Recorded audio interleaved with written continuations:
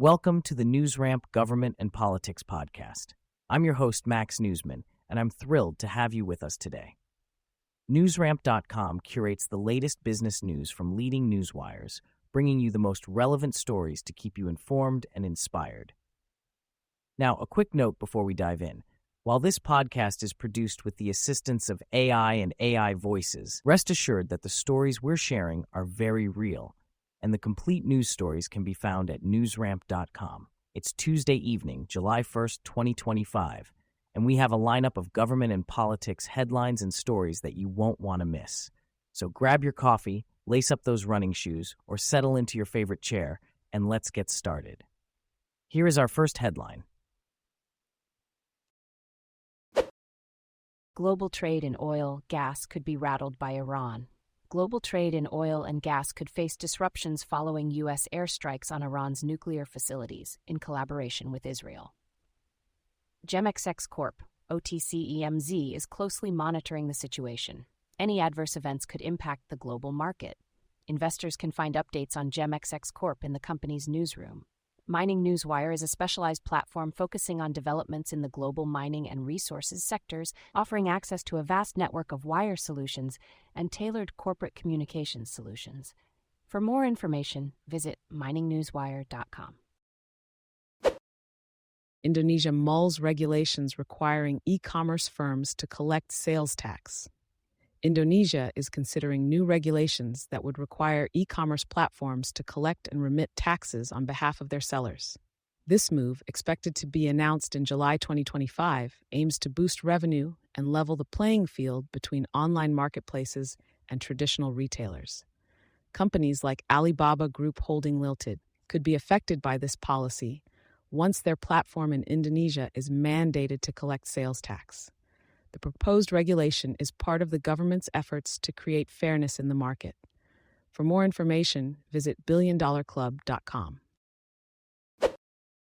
More than 5,700 Hispanics killed by guns in the United States in 2023, VPC study reveals.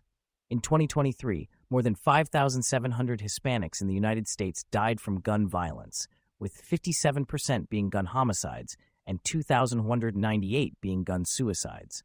Over a 22-year period, more than 83,000 Hispanics were killed by guns. The study reveals how the firearms industry and gun lobby have targeted Hispanics as a new market for gun sales and political power. Recommendations include improving data collection on Hispanic victims and supporting violence reduction programs. For more information, visit the Violence Policy Center website. More than 5,700 Hispanics killed by guns in the United States in 2023, VPC study reveals.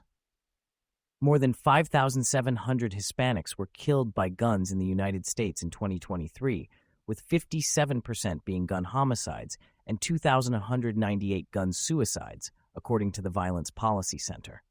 Over 83,000 Hispanics have been killed by guns from 2002 to 2023. The study highlights how the firearms industry and gun lobby are targeting Hispanics for gun sales and political power.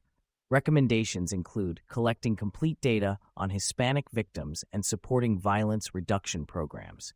For more information, visit the VPC website. Virginia's latest criminal law updates. Virginia's criminal justice system is set to undergo significant changes, with new laws taking effect on July 1, 2025. These reforms include harsher penalties for offenses such as mail theft, drone trespassing, and intimidation with Nazi symbols. Additionally, measures have been introduced to combat the spread of dangerous substances like fentanyl, with dealers now facing involuntary manslaughter charges for fentanyl-related deaths. Attorney Cody Villalon notes that while these laws aim to enhance public safety, they also raise the stakes for those accused, particularly in cases involving fentanyl. For more information, contact Cody Villalon, a dedicated criminal defense attorney in Richmond. Independent artist John Keenan announces Wreckage of the Past, a genre-fluid, self-produced album set to make hip-hop dangerous again. Independent artist John Keenan has announced the release of his new album, Wreckage of the Past, set to debut on September 7, 2025. This genre-fluid project features 23 tracks that blend hip-hop, alternative, rock, soul, and cinematic elements. Keenan wrote, produced, and arranged the entire album himself, with no guest features. The album challenges hip-hop's norms, focusing on authenticity over conformity.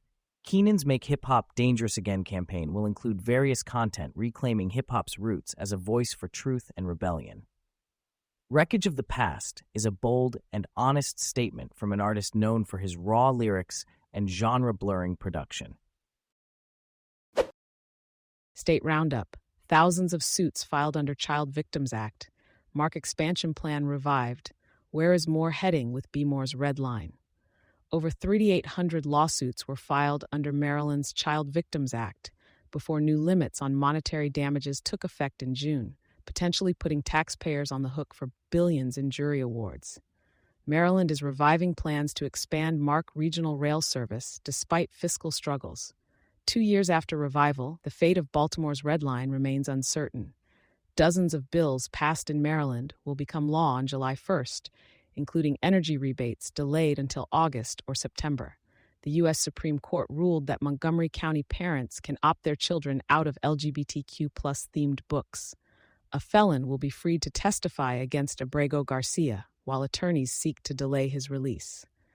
Maryland's real-life Lorax saved the state's Big Tree program from shutdown. Baltimore's tech hub aims to win $70 million, but faces challenges in the Trump era.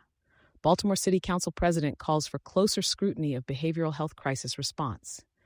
Millennials now occupy almost half the seats on the Prince George's County Council. Former city state's attorney Marilyn Mosby denies wrongdoing in perjury and mortgage fraud convictions. Can the U.S. win back Canadian travelers? Flight Hub survey reveals Canadian sentiment. A recent Flight Hub survey reveals that many Canadians are reconsidering travel to the U.S. due to safety and political concerns. 40% would avoid the U.S. because of the political climate and safety issues, while 36% would stay away as a form of political protest. 1/3 of Canadians do not feel safe or welcome in the U.S. Younger Canadians are slightly more open to visiting if diplomatic relations improve. Economic incentives like reduced customs tariffs or a stronger Canadian dollar may not override broader concerns. Canada recently introduced the Canada Strong Pass program to attract tourists, offering benefits like free national park admission. Some believe this cultural exchange could help bridge the divide, but whether the U.S. can win back Canadian travelers remains uncertain. Thank you for joining us today. That's it for this episode of the NewsRamp Government and Politics podcast.